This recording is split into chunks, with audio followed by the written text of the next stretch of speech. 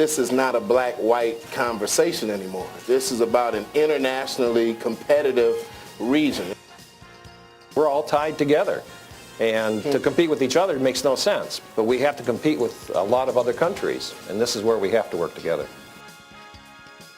But you see how issues, whether they're national, international, or local, they land on whites different than they land on blacks, and we emotionally respond to them differently.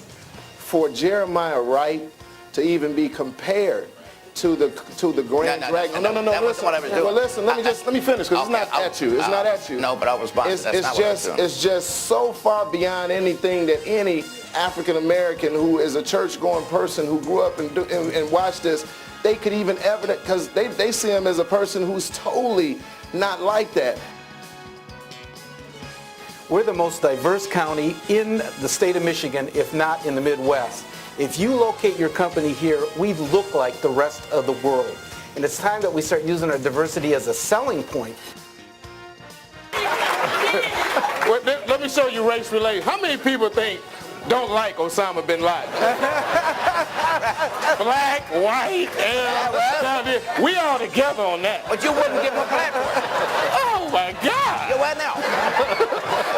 Well, that's right. Okay, Osama bin Laden brought us back together. Here we go. And I'll tell you what, it was embarrassing in the sense that I'm looking at these chandeliers here.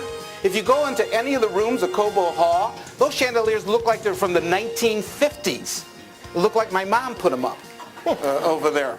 And we're talking about a regional asset that if we're going to wake up one day and what we're going to say is, geez, we've lost the auto show.